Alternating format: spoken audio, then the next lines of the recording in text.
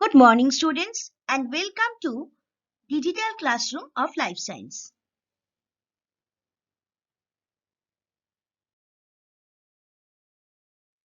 Today, we are going to discuss the classification of vertebrates.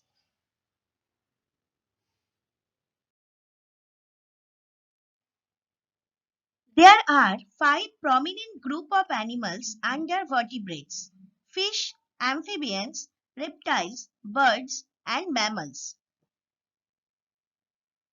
So first, characteristics of fishes. Scales live in water, cold-blooded, they lay eggs, and they have gills. Next, amphibians. They have smooth skin, live in water and land. Cold-blooded animals lay eggs. Reptiles. They have scales, lay eggs, cold-blooded animals, and they have lungs. Next, mammals. They have hair or fur, warm-blooded animal, and they have lungs. And they give birth. Next, birds. They have feathers, warm-blooded animals, they lay eggs, and they have lungs. So this is the animal classification. All animals has been classified into two main groups. One is invertebrate, another one is vertebrates. And these are the subdivisions of vertebrates: fish, amphibians, reptiles, birds, and mammals.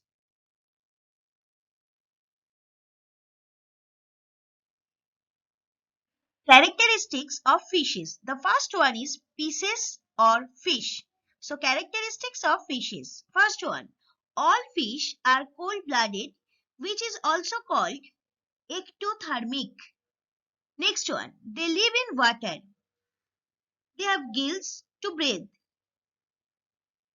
They have swim bladders, and they have fins for movement. So you can say fish are aquatic animals that live in seas, oceans, or freshwater bodies. They have a scaly, streamlined body. They swim with the help of fins and breathe through gills. They are cold-blooded, that is, their body temperature changes with change in the surrounding temperatures.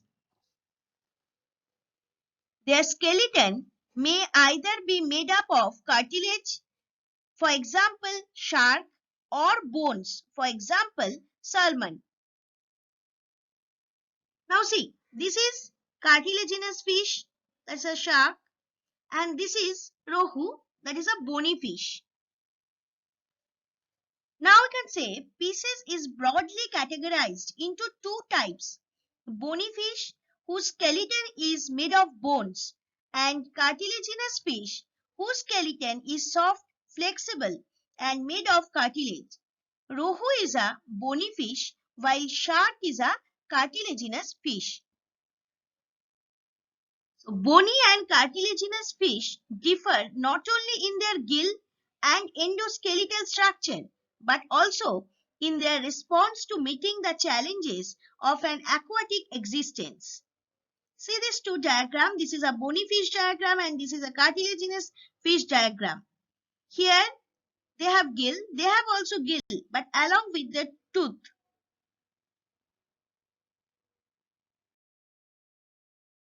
Next one is amphibians. Amphibians are small vertebrates that need water or a moist environment to survive. The species in this group include frogs, toads, salamanders, and newts. You can see frogs, toads, salamanders, and newts. The larvae are aquatic and free swimming. Frogs and toads at this stage are called tadpoles. At a certain size, the young develop limbs and lungs. So characteristics of amphibians are: eggs are fertilized outside of the body. Most amphibians reproduce in fresh water, while a few lay their eggs on land and have developed mechanisms to keep the egg moist. They are cold-blooded animals. They breathe through skin. They are carnivorous and they spend time in water and on land. That's why they are called amphibians. So, broadly, you can say amphibians are animals that live both on land and in water. Their life cycle is divided into larval or tadpole stage and adult stage. They have a moist, slimy skin and webbed feet. They can breathe through moist skin in water and through lungs on land. They are cold-blooded animals. Frogs and salamanders are amphibians. The next one is reptiles. The name reptile comes from Latin and means one who creeps. So characteristics are reptiles are four-legged vertebrate animals. Most reptiles lay eggs. The skin of reptiles is covered with scales. Reptiles have cold-blooded metabolisms. That means they are cold-blooded animals. Reptiles breathe with the aid of lungs. See some examples of reptiles. Skink, turtle, tortoise, chameleon, gecko, lizard, crocodile and snake. So you can say reptiles are a group of mostly terrestrial animals. A few may be aquatic. They are cold-blooded animals. They have a very dry and scaly body. They breathe through lungs. Snake, lizards and crocodiles are reptiles.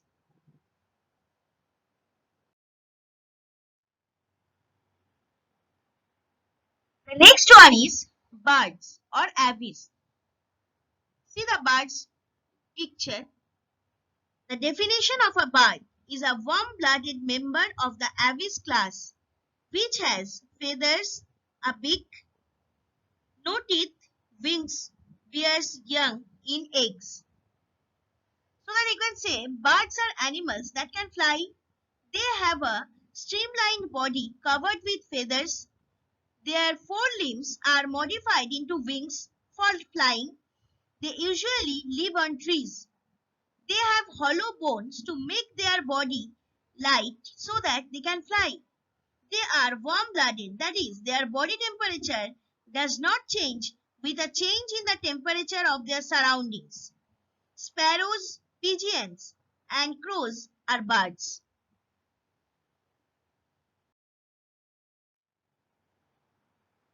The last one is mammals. Mammals are vertebrate animals constituting the class Mammalia and characterized by the presence of mammary glands, which in females produce milk for feeding or nursing their young. They have a neocortex, that means a region of the brain, special region of the brain they have.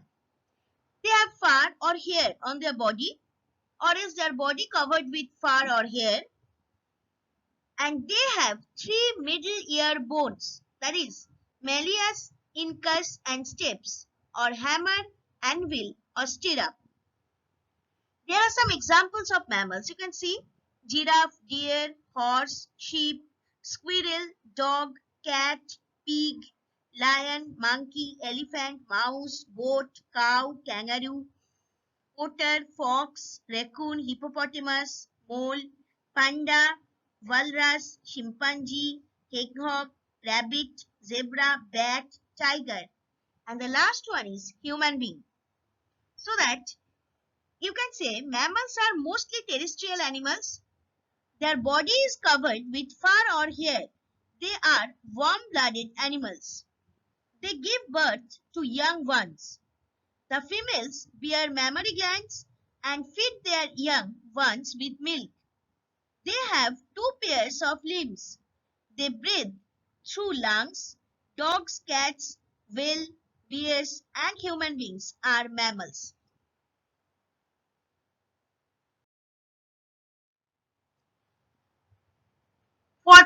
subject-related doubts or queries, please email me at shudeshna1.sma@outlook.com. We also welcome your responses by the way of your views and feedback on the PPTs or videos at feedback.stmichaelsacademy@gmail.com. Thank you, students, and have a nice day. And hope you have understood this video.